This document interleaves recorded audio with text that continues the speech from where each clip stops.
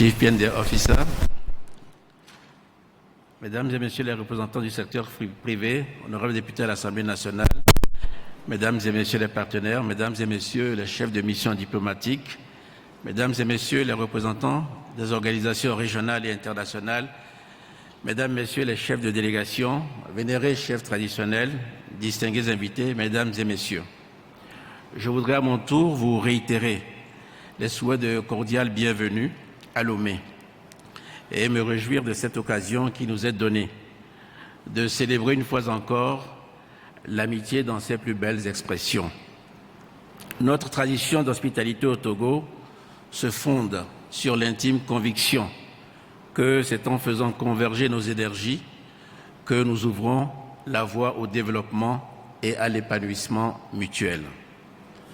C'est la raison pour laquelle ce premier forum économique Togo-Union européenne qui nous rassemble est une occasion supplémentaire de nous féliciter de la qualité de notre partenariat.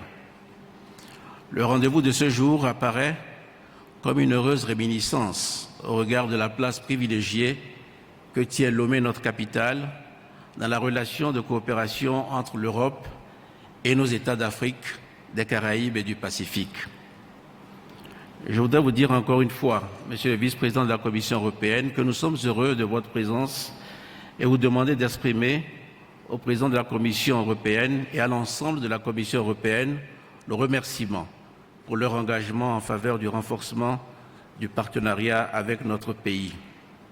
Merci également aux amis du Togo et aux partenaires de ce forum économique dont les efforts conjugués ont permis la tenue de cet événement. Je souhaite à tous nos visiteurs un agréable séjour à Lomé. Distingués invités, Mesdames et Messieurs, le présent forum est la meilleure traduction de la convergence de vues entre la Commission européenne et le gouvernement togolais sur la nécessité de consolider nos liens en œuvrant ensemble à promouvoir davantage l'investissement et la création d'emplois. Le progrès est toujours un cheminement solidaire. Nous en sommes d'autant plus convaincus que c'est par votre mobilisation à tous que cette importante rencontre est une réussite.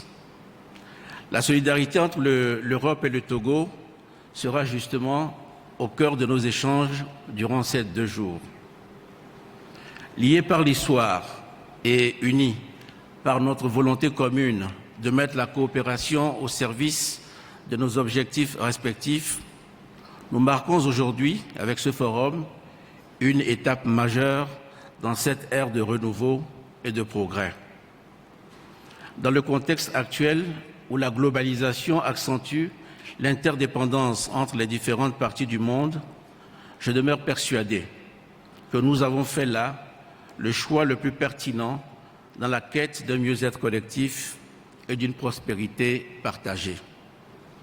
En effet, au fil des années, les liens entre l'Union européenne et le Togo ont connu des évolutions qui furent autant d'occasions de forger et d'affiner la diplomatie et la coopération par le dialogue et la concertation.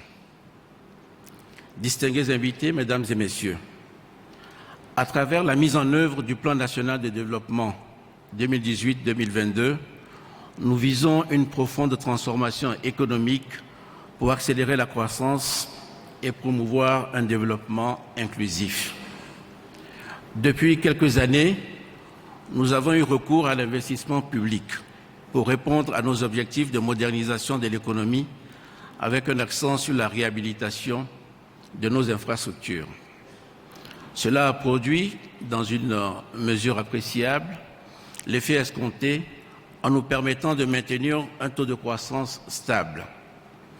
Désormais, avec le Plan national de développement, nous voulons faire plus et mieux en nous tournant vers le secteur privé dont les leviers restent, en définitive, plus efficaces pour soutenir le développement des secteurs porteurs. Pour impulser ce nouvel élan, nous avons fait le pari de miser sur l'investissement privé, aussi bien national qu'international, pour financer les projets à fort potentiel de création d'emplois que nous avons identifiés. Nous avons poursuivi dans cette optique un train soutenu de réformes destinées à renforcer l'attractivité de notre économie. L'une de ces évolutions les plus récentes est le vote de la loi portant un nouveau code des investissements. Je me félicite à cet égard de l'alignement entre notre approche et celle mise en œuvre par la Commission européenne, notamment à travers l'Alliance Afrique-Europe pour des investissements et des emplois durables. Cette action concertée pour stimuler l'investissement privé nous semble être la réponse la plus adéquate aux grands défis contemporains. En effet, par la création massive d'emplois décents, nous associerons la jeunesse à l'œuvre de développement en lui accordant la place qui est la sienne au regard de son importance, de son dynamisme et de ses attentes. En offrant ainsi des perspectives d'épanouissement à nos jeunes, nous les préservons des périls où ils sont souvent entraînés par le désespoir et l'absence d'horizon. Nous devons de ce fait persévérer dans la recherche de solutions pour mettre fin au spectacle désolant des embarcations de migrants clandestins emportant au loin les cerveaux et les bras qui doivent normalement construire nos pays et notre continent. Dans le même sens, notre partenariat doit tendre constamment à faire de l'inclusion sociale et de la prospérité partagée les meilleurs remparts à l'insécurité et à l'instabilité qui émergent comme les pires formes de menaces à la paix mondiale. La démocratie à la base, notamment à travers la décentralisation, contribuera également à promouvoir la responsabilité et l'implication des populations en renforçant la participation des communautés à la gestion de leur collectivité.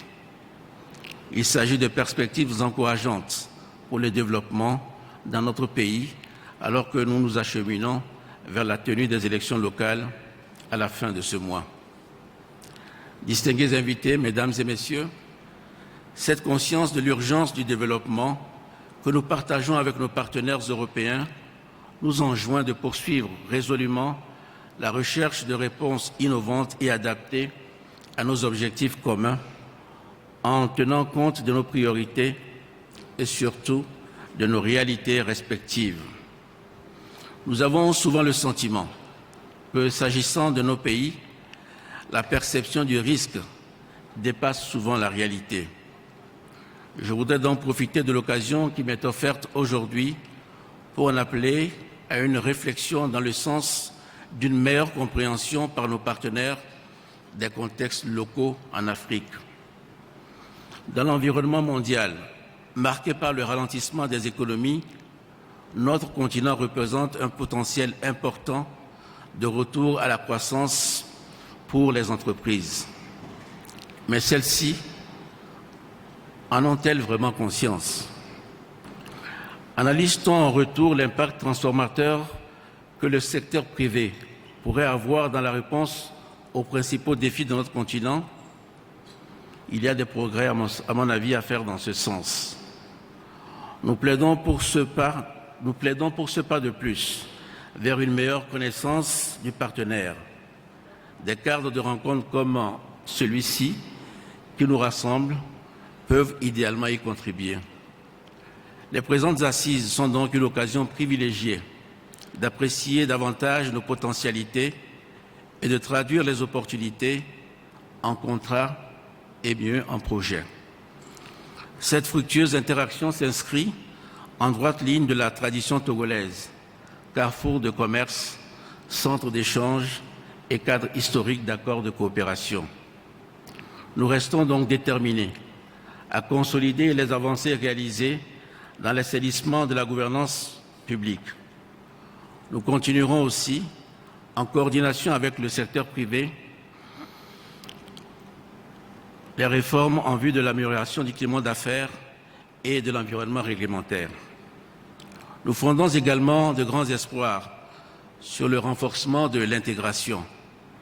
Avec l'entrée en vigueur de la zone de libre-échange continentale, l'Afrique offre au monde un marché de 1,2 milliard de consommateurs. Les importants investissements que nous avons réalisés au cours des dernières années pour renforcer la position du Togo comme une plateforme performante, ouverte sur la sous-région et le continent, trouveront là leur meilleure justification dans l'accès à ce vaste marché de plus de 2,5 milliards de dollars. La mise en œuvre du PND nous permettra de prendre une part importante dans l'avènement du libre-échange au plan régional puis continental. Terre d'opportunités ouvertes sur l'Europe et le monde, le Togo continuera de privilégier les cadres d'échange et de dialogue avec l'ensemble de nos partenaires, à l'instar de la présente rencontre. C'est en partageant avec vous ces résolutions que je déclare ouvert le Forum économique Togo-Union européenne. Je vous remercie.